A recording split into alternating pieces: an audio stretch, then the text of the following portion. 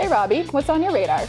Well, Washington, D.C. played host to a political rally this weekend, and one you might not have heard much about. If you did hear something, it's probably entirely negative. It's probably mockery.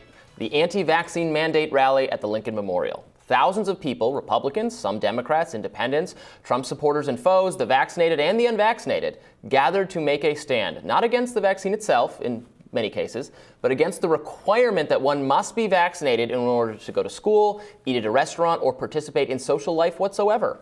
Some who attended spread incorrect information about the vaccine, wrongly warning that it was dangerous or had resulted in widespread death. Robert Malone, an anti-vax figure we've discussed on the show, he spoke at the event, as did Robert Kennedy Jr., who is perhaps the leading anti-vax figure in American political life. Here's a clip of Malone. We should not have politicized the public health response to SARS-CoV-2 and COVID-19. Regarding the genetic COVID vaccines, the science is settled. They're not working. They are not completely safe. Now we have Omicron. These vaccines were designed for the original Wuhan strain, a different virus. Whether they made sense for protecting our elderly and frail from the original virus is irrelevant. So let's stop arguing about that. We must look forward. Now look, Malone is a smart man. I don't think he should be canceled or deplatformed. We should listen to him and have a dialogue with him, but he's exaggerating the harms of the vaccine. Even today, even with Omicron, it remains the case that the overwhelming majority of people who die from COVID are the unvaccinated. The vaccines themselves are not harmful or dangerous. I've studied the available evidence, shows that the vaccine is tremendously successful at preventing severe disease and death. I look at hospitalization and death numbers, and I see that people suffering severe COVID outcomes are substantially unvaccinated. So if this was merely a rally against the vaccine itself, I would have no trouble criticizing it. But many of the people who showed up on Sunday were making a narrower point, and one that's clearly correct. The government should not have the power to force you to make a private medical decision that has little effect on anyone else. Your vaccine status is, by and large, your business. The vaccines are not substantially blocking the spread of COVID-19. Maybe they're doing something, but they're not doing a lot on that part of it. We all know countless vaccinated people who've caught the disease. This is particularly true of the Omicron wave. It's great to be vaccinated, but the vaccine is not preventing you or your close contacts from contracting COVID. The vaccine is a personal health decision. It protects the person who gets it. Thus, it's not really the government's business. Yet countless municipalities, including our nation's capital, the site of this weekend's protests, are broadly mandating vaccination. In D.C., if you want to enter a restaurant, you have to show not just your vaccine card, but also a photo ID, like a driver's license, in order to prove that vaccine card is really yours. Note that D.C.'s COVID mitigation policies have been at all times completely stupid. D.C. Mayor Muriel Bowser reimposed a mask mandate to deal with Delta, even though the mayor herself had been partying maskless the night before. The district's vaccine mandate, which took effect last week, ostensibly to deal with Omicron, but guess what? Omicron is over in D.C. Cases are plummeting. Look at that graph. By the way, the rise in cases due to Omicron had little effect on D.C.'s death numbers because so much of the city is vaccinated. We will never stop cases, no matter how desperately we mandate vaccines, masks, and everything else. The only thing we can control is deaths. But the government shouldn't force this choice on people. You shouldn't have to show identification to participate in social life, to leave your home. Isn't that something Democrats used to believe, or still pretend to believe? I'm sure it is. I think I saw it somewhere. Where is it? Oh, here it is.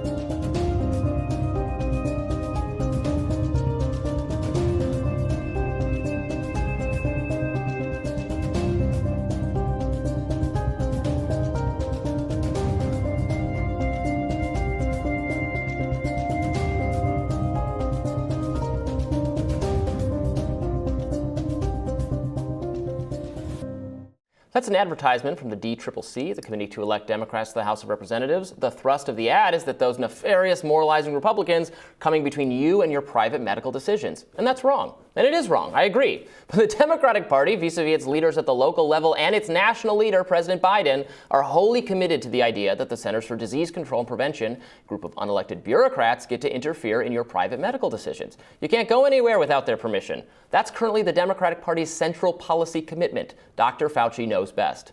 Democratic leaders will make you provide a vaccine card and ID to participate in social life. Civil liberties be damned.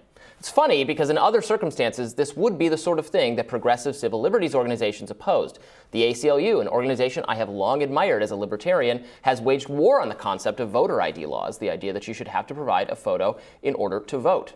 Quote, voter ID laws deprive many voters of their right to vote, reduce participation, and stand in direct opposition to our country's trend of including more Americans in the democratic process, writes the ACLU. Many Americans do not have one of the forms of identification states acceptable for voting. These voters are disproportionately low-income racial and ethnic minorities, the elderly, and people with disabilities. Such voters more frequently have difficulty obtaining ID because they cannot afford or cannot obtain the underlying documents that are prerequisite to be obtaining government-issued photo ID cards. That all makes sense to me, but when it comes to vaccine passports, a roughly equivalent restriction on people's civil liberties, the ACLU has not made a peep. As far as I can tell, the ACLU is actually in full support of vaccine mandates. Don't believe me? Here's what the organization writes on its website. We see no civil liberties problems with requiring COVID-19 vaccines in most circumstances, writes the ACLU. In fact, far from compromising civil liberties, vaccine mandates actually further civil liberties. Oh. Well, if we lived in a world where progressive defenders of civil liberties were actually doing the right thing, fighting back against vaccine mandates, I would be perfectly willing to write off Robert Malone and the anti-vax cranks who gathered in Washington, D.C. this weekend. Sadly, we do not live in that world. We live in a world where the supposed defenders of civil liberties has sided with the oppressors. No wonder so many people who oppose the mandates find themselves in common cause with questionable people. COVID-19 mitigation policies grow more insane, more oppressive, more disconnected from reality and the science with each passing day. What is the ACLU doing about it? Nothing. So look, I am vaccinated. I advise vaccination for everyone. I mean, talk to your doctor. But so in favor of vaccines. And in fact, I would have probably I wouldn't have liked it, but I would have begrudgingly said, okay, if we're going to mandate vaccines, at least can we not do the other things? But no, you give them an inch, they take a mile. We're vaccine mandates, we're mask mandates, we're still, schools are virtual in some places. We're still doing everything. So there was no compromise here. There was no agreement that get vaccinated and you're done. It's like the football was yanked away from us. Okay, so on the first point, I will say that while I agree with some of what you're saying, I don't think it's equivalent to compare voting rights to vaccine mandates. When we're talking about constitutionally protected rights like voting, from a legal context, it's always about balancing the individual interest against the interest of the government and whether or not the government has a significant interest in abridging some fundamental right. I would argue that the interest of the government has to be much higher to abridge your right to vote than to, have a cocktail on H Street. However, whoa, wait just a minute. However, I think that your point is valid that the messaging around earlier strains of the virus was accurate insofar as that getting vaccinated seemed to have a much bigger effect on your ability to transmit to others. Yes. So it was more of a conversation about not just protecting yourself, but not wanting to let people go into public spaces where they could harm others through their own personal choices. Right. Now with Omicron, that is less of a factor, although I think there's still some, I would like to be more clear about how much it actually lowers transmission, because I think there's still an argument that there's a pseudo-legitimate interest in having people get vaccinated if, let's say, I might infect 10 people unvaccinated and 4 people vaccinated. I mean, that would be significant. So I will caveat that. Mm-hmm. However, I think you're right. I think that there is something that is a little ungenerous about the way this conversation is happening around vaccine passports. I have had to show my vaccine card going into restaurants and then sit there with a bunch of people in a way that makes me feel very unsafe and like it's all a bit of performance theater. Don't you worry that it's a little bit normalizing the concept of needing ID or verification to do everything, or that the government has this absolute right to be this involved? Maybe this one, maybe you think this one's a good idea, but what else does it empower them to do? I mean, I say this on the show all the time, but we still take our shoes off and our belts off to get on a plane for no reason at all. It's totally theater, but we do it because it's just what we've become accustomed to.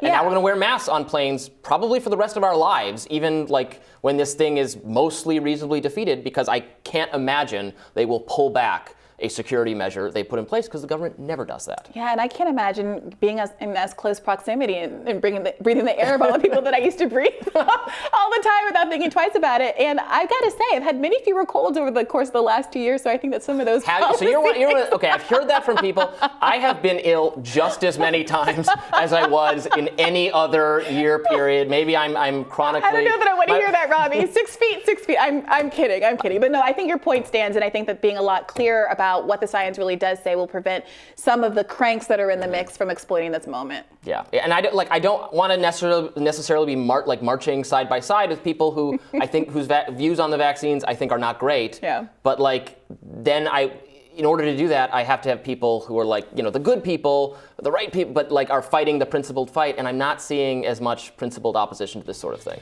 Yeah. It's concerning. I hear you. Well, Team Rising will join us next. Stick around.